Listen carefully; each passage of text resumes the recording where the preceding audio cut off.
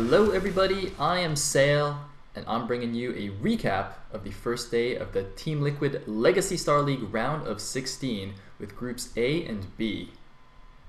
In group A we had Ziki, South Park, Technics, and G5. Set 1 was a ZVZ between Ziki and South Park. South Park opened with a 12 patch while Ziki went for a 12 pool expand, giving South Park the slight build order advantage.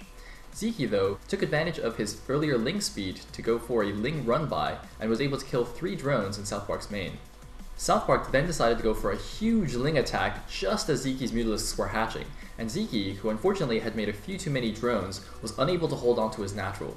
Ziki then went for the all-in Mutaling counterattack, but was unable to take out South Park and had to GG out of the game. Set 2 was a ZVP between Technics and American Protoss hero G5. G5 went for a standard Force Pass expand, while Technics went for a standard 3-base Zerg opening. Perhaps given that they were cross-map, G5 decided to only make one cannon at his wall, which unfortunately for him, Technics decided to take advantage of with a huge Speedling bust, ending the game very quickly. In the winners match, we had another ZVZ between South Park and Technics.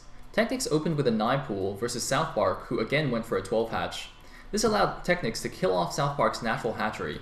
South Park decided to retake his natural and turtle up with Spore Colonies and Zerglings, giving Technics' huge tech lead. Technics then tried a Mutaling run-by into South Park's main to try and hit before South Park's Mutalisks were out, but unfortunately mistimed this attack and was completely unsuccessful. Technics had also invested a lot of gas getting a +2 carapace upgrade as well as +1 attack for his air, while South Park had only gotten +1 carapace, giving him a lot more gas to spend on his mutas. In the resulting air battle, South Park was able to take it convincingly and go out of the group 2-0 in an astonishing upset. In the losers match, we had a ZVP between Ziki and G5. G5 opened with a 9-9 gate at his natural, but was unfortunately unable to do any damage given the cross-map spawns and Ziki's pool first opening. G5 decided to catch up by taking a very quick third base at his mineral only, but this was denied by Ziki's Hydra Lurker army. G5 then decided to try and take a third at the 3 o'clock base, but was once again denied by Ziki's superior ground forces. Unable to take a third base, G5 goes for a huge 2-base attack against Ziki's own third base and is actually successful in killing it off. G5 then moves to attack Ziki's natural and is able to do a ton of damage, trading off most of his army with Ziki's as well as killing off all of the drones at the expansion. Unfortunately for G5, he misses an amazing storm opportunity which could definitely have won him the game right then and there. G5 then tried to finally take his third base at the mineral only, but Ziki just spammed tons and tons of cracklings and was able to wear down the pitiful forces of G5, forcing a GG. In the final match of the group, we had Technics versus Ziki. Both players opened with mirror builds, going for 9 pool speed, but Technics was able to scout in the correct direction with his Overlord, giving him the early advantage. Able to see his opponent, Technics decided to go for a lair first, while Ziki of course went for speed first. Ziki made up for this by using his early speedlings to contain Technics at his ramp and take a faster expansion than his opponent. In the mid game, we saw a lot of micro mistakes from both players, causing them both to lose almost all of their Mutalisks. Technics then decided to go for a Scourge Zergling army, while Ziki tried to rebuild his Mutaforce. Unfortunately for Technics, he hadn't researched Zergling speed, causing his Zerglings to not be nearly as effective. Eventually, Ziki was able to mass up enough Mutalisks to render the Scourge Endlings ineffective and force a GG out of Technics. So from Group A, we have our 2 Zerg players, South Park and Ziki, advancing to the round of 8. Moving on to Group B. In this group, we had Michael, Nemu, Bakuryu, and Project. In the opening game of the group, we had Michael versus Nemu, where Nemu tried to out-cheese the Cheese King, opening with an 8 racks and some sneaky chat crafting strats. Not to be outdone, Michael decided to go for a 3-hatch Lurker slow drop into Nemu's main, while Nemu was just going for the standard +1 5 racks build. Michael's drop did a lot of damage in Nemu's main, and he kept on top of his macro, producing a ridiculous number of Lurkers to overwhelm Nemu. At the end of the game, Michael was even able to get some revenge for fellow American player Andre and infest Nemu's 3rd command center and use his own line against him. In set 2, we had another ZVT between Bakuryu and Project. Project opened with the risky 14cc strategy, knowing Bakuryu is not prone to cheese. Bakuryu's 3-hatch Muta, however, was able to do a ton of damage to Project.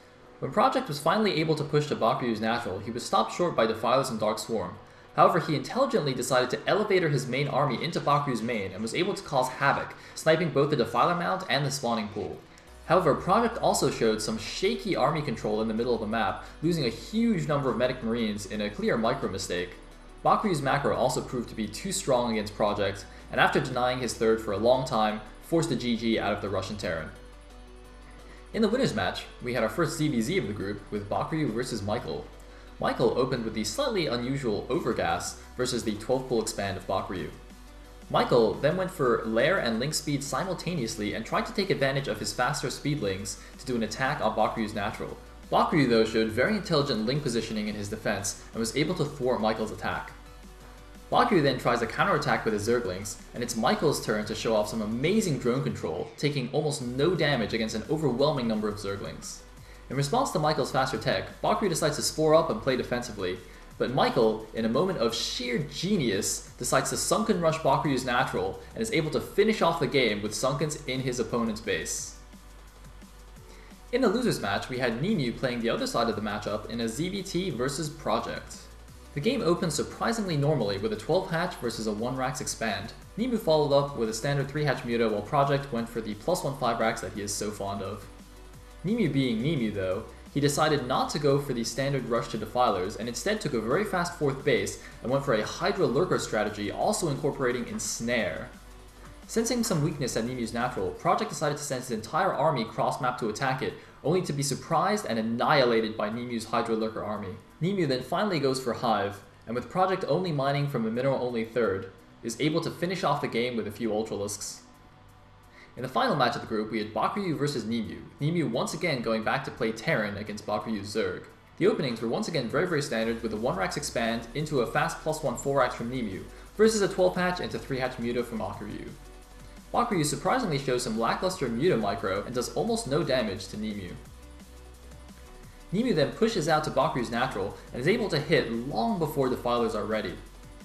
He breaks through the defenses of the natural while simultaneously dropping Bakuryu's base, causing catastrophic damage. Knowing that the game is won, Nemu decides to go for a final bit of showmanship with a Manor Command Center, as Bakuryu eventually types out. So from Group B, we have Michael and Nemu advancing to join Ziki and South Park in the round of 8. This weekend will be the second playday of the round of 16 with Groups C and D featuring a few more Terran and Protoss players than we had in Day 1. Casting starts this Saturday at 21 CET, so I hope to see you guys all there.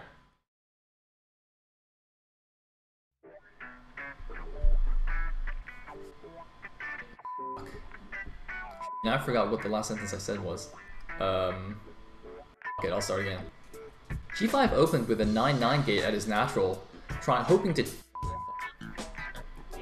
In a losers match, we had another ZB...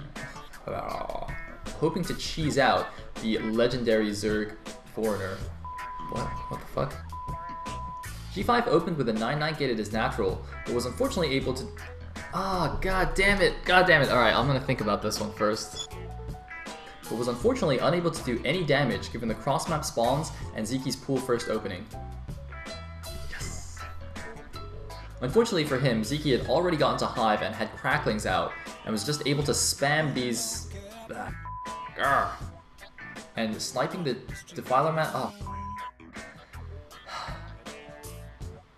This is getting silly. Bakuryu's macro also proved to be... Bakuryu then tried an attack... how do you say his name? I can't stop laughing because I know you're gonna put that in the... Is